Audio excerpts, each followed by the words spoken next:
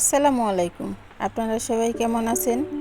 দেশ বিদেশ যেখান থেকে আমার ভিডিওটি দেখছেন, আশা করি ভালো আছেন। তো বরাবরের মতো আজকেও মজাদার দুইটা রেসিপি নিয়ে চলে আসলাম। এখানে আমি সবজি রান্না করব। তো চাল কুমড়া, মিষ্টি কুমড়া, আলু, পটল, পুঁই শাক, ঢেঁড়স এবং বুটের ডাল নিয়ে নিয়েছি। তো এখন চলে যাই মূল রান্নায়।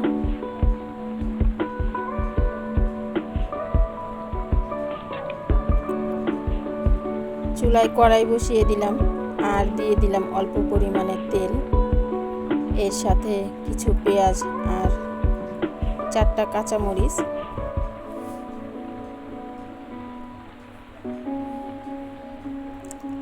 তো খুবই কম তেল মশলায় রান্নাটা হবে।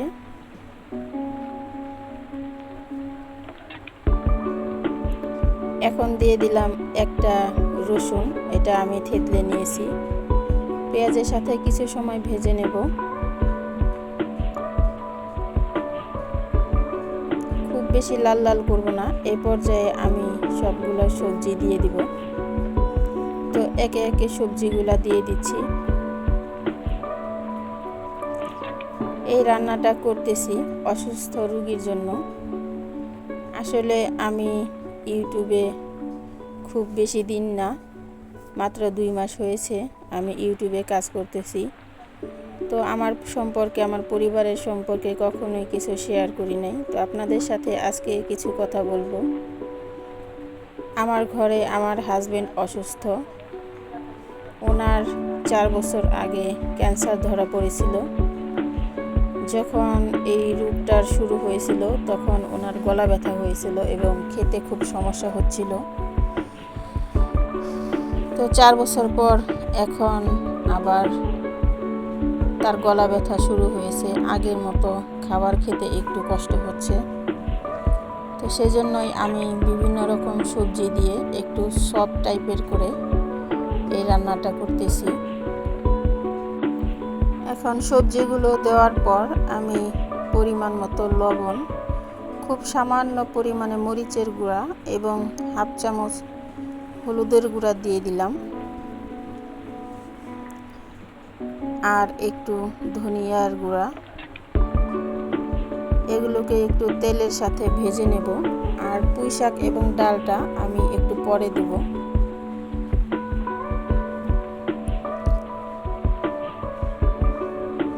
সামান্য একটু আদা রসুন বাটা দিয়ে দিলাম।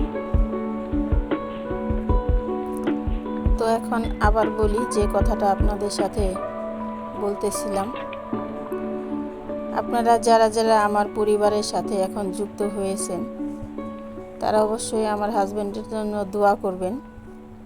আমার ছোট ছোট 2টা বাচ্চা আছে, 2টা মেয়ে। একজনের বয়স 14 বছর আর একজনের বয়স 10 বছর। তো সবার কাছে আমি দোয়া চাই, আমার পরিবারের জন্য, আমার হাজবেন্ডের জন্য, আমার সন্তানদের জন্য দোয়া করবেন। সিদ্ধ করা ডালগুলোকে এখন দিয়ে দিলাম।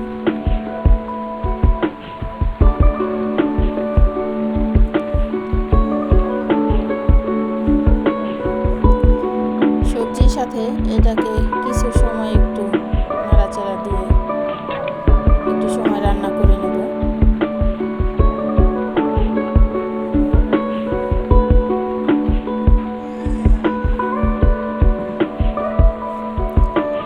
অনেক ভালোবেসে আমি ইউটিউবে এসেছিলাম। জানি না এভাবে আমি আর কতদিন চালাতে পারবো। সবাই দোয়া করবেন আমার জন্য। তো এই পর্যায়ে আমি সামান্য একটু পানি দিয়ে ঢাকনা দিয়ে ঢেকে সবজি এবং ডালটাকে একটু সফট হওয়া পর্যন্ত সিদ্ধ করে নেব।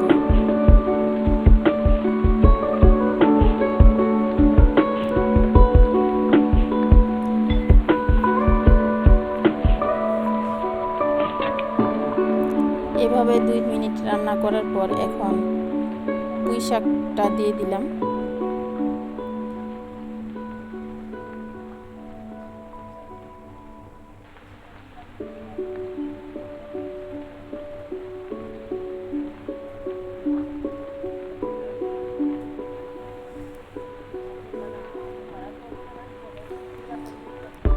আমাদের অনেক আপুরা ভাইয়ারা আছেন যারা নতুন রাঁধুনি, তারা যদি কারোর বাচ্চাদের এভাবে এই রেসিপিটা করে খাওয়াতে চান তাহলে এভাবে রান্না করে খাওয়াতে পারবেন। অনেক সময় হয় যে কারোর ঘরে অসুস্থ রোগীরা থাকেন, অনেক ভাইয়ারা আপুরা যারা রান্নাটা তেমন একটা বোঝেন না, তারা অবশ্যই এভাবে রান্না করে তাদের খাওয়াতে পারবেন। তো সবজিগুলো কষানোর পর আমি ঝোলের পানিটা দিয়ে দিয়েছি, আর এখন ঝোলটা বলক ফুটে এসেছে। আর রান্না করতে করতে আমার রান্নাঘরে রোদ চলে আসছে। এখন মনে হচ্ছে যে কেমন রাতের বেলায় মনে হয় রান্না করতেছি। তো এই পর্যায়ে ঝোলটা অনেকটাই টেনে গেছে, আর আমি এরকম ঝোল টাইপেরই রাখবো তরকারিটা। তো আমার রান্নাটা করা শেষ হয়ে গেল।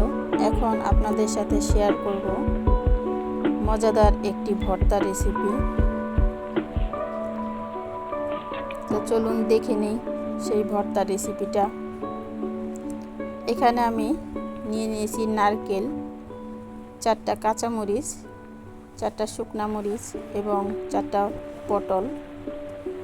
তো এগুলোকে ভেজে নেব। প্রথমে আমি মরিচটা ভেজে নিলাম, শুকনা মরিচটা। এখন কাঁচামরিচ, পেঁয়াজ, রসুন এগুলোকে একটু ভাজা ভাজা করে নেব।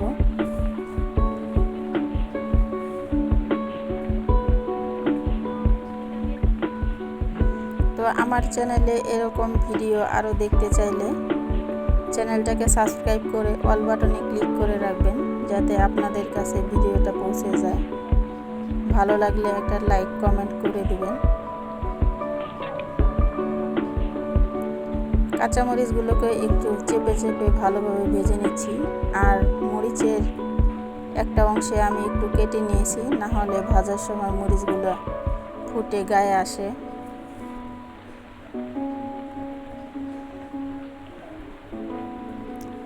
পেঁয়াজ মরিচটা ভাজা হয়ে গেছে, এখন আমি তুলে নেব। আর কড়াইয়ে একটু তেল দিয়ে দিলাম পটলগুলো ভাজার জন্য।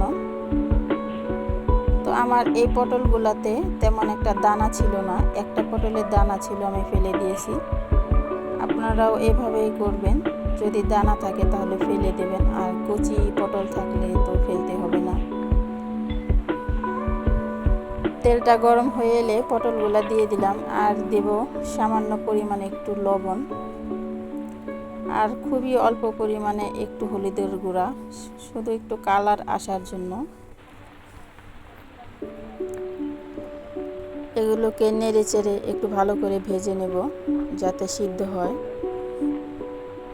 সেজন্য আমি ঢেকে দেব ঢাকনা দিয়ে।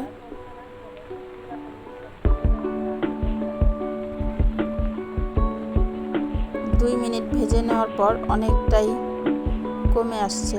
এখন আবার একটু ঢাকা দিয়ে আরও 2 থেকে 3 মিনিট ভেজে নিলাম। তো এ পর্যায়ে পটলটা সিদ্ধও হয়েছে এবং ভাজা ভাজাও হয়েছে। খুব বেশি লাল লাল বা শক্ত টাইপের করব না, একটু সফট টাইপেরই ভর্তাটা হবে। ভাজাভাজিগুলো হয়ে গেল, এখন ভর্তা বানিয়ে নিচ্ছি। তো এখানে আমি একটা কাঁচামরিচ দিয়ে খুবই অল্প পরিমাণে ভর্তা তৈরি করে নিচ্ছি আলাদা করে। কম ঝাল দিয়ে আমি একটু আলাদা করে বেটে নিচ্ছি।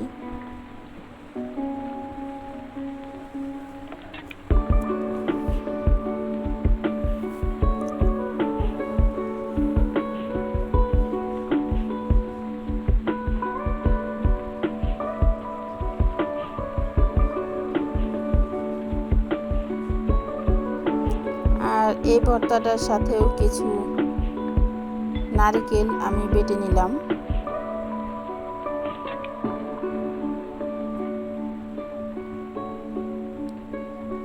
এখানে কোরানো নারকেলটা হলে বেশি ভালো হয়। তো আমার ঘরে এরকম করে কাটা নারকেলটাই ছিল, আমি ওইটাই ব্যবহার করেছি। আপনারা চাইলে কোরানো নারকেলটাও ব্যবহার করতে পারেন।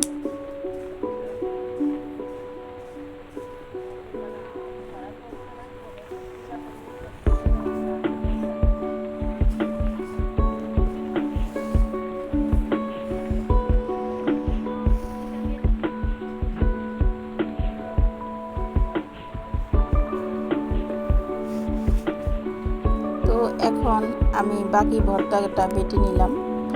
এখন শুকনা মরিচ দিয়ে ভর্তাটা বেটে নেব। তো এভাবে আপনারা অবশ্যই ট্রাই করে দেখবেন। ভর্তাটা এত বেশি মজাদার যে আপনারা তৈরি করে না খেলে আসলেই বললে বুঝতে পারবেন না।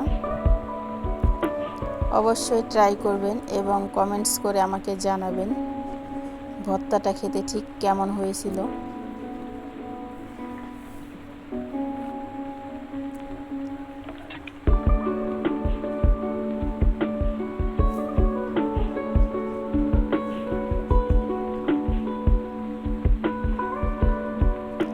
ভাজা পটলগুলোতে একটু লবণ মিশিয়ে আমি বেটে নিতেছি। আর পটলটা খুব বেশি সফট হয়েছে। ভর্তার মধ্যে কোনো প্রকারের একটু পটলের দানা ছিল না।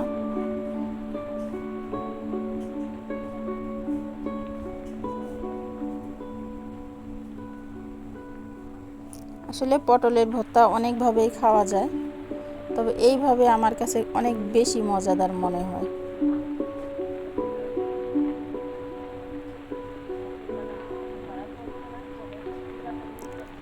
এখন নারকেলটা বেটে নেব। এই নারকেলটা আমি বটি দিয়ে ছোট ছোট করে কেটে নিয়েছি আর পিছনের কালো অংশটা ফেলে দিয়েছি।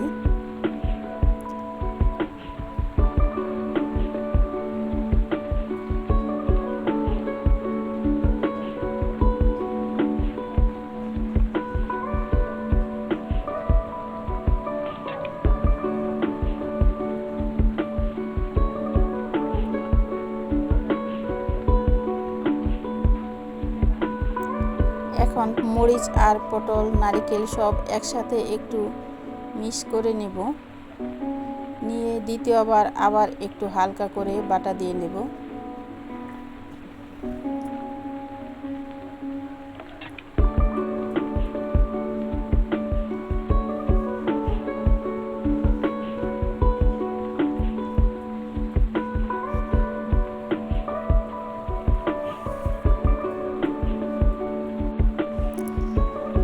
তো আমার ভর্তা বাটাবাটি শেষ, তৈরি হয়ে গেল মজাদার নারকেল পটলের ভর্তা।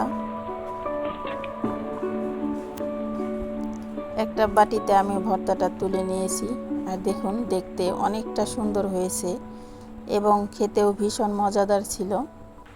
তো আজকের মতো এ পর্যন্তই। আপনারা সকলে ভালো থাকবেন। আসসালামু আলাইকুম।